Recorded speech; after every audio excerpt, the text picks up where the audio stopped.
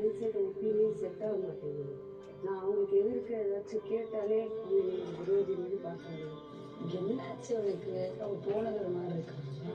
தெரியல, ஒரு மிக்சர் சொன்னாங்க. ரொம்ப வருத்தமா இருக்கு. என்ன நிஜமானே மன்னிச்சிருங்க, நான் அந்த மாதிரி நினைச்சதுக்கு.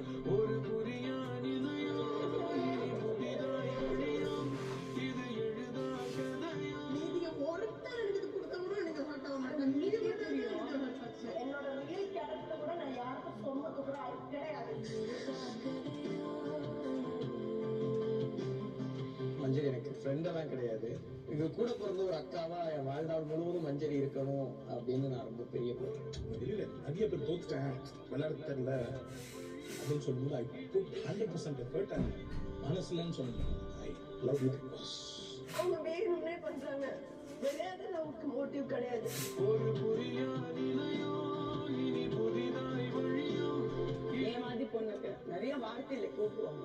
அந்த வார்த்தையெல்லாம் எனக்கு ரொம்ப புண்படுத்துச்சு.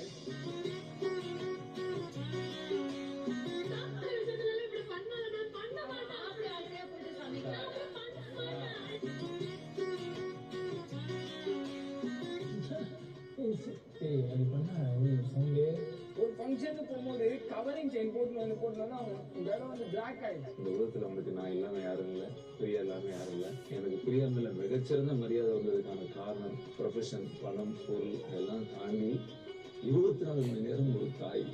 அது நீ அனுபவிச்சா பெரிய சந்தோஷம். என்ன பிரச்சனைனா கீழே எடுத்து சாப்பிட ரெடி. ஆனா யாருக்கும் கையேந்திரனுக்கு இந்த மானகட்ட மான ஒதுங்க.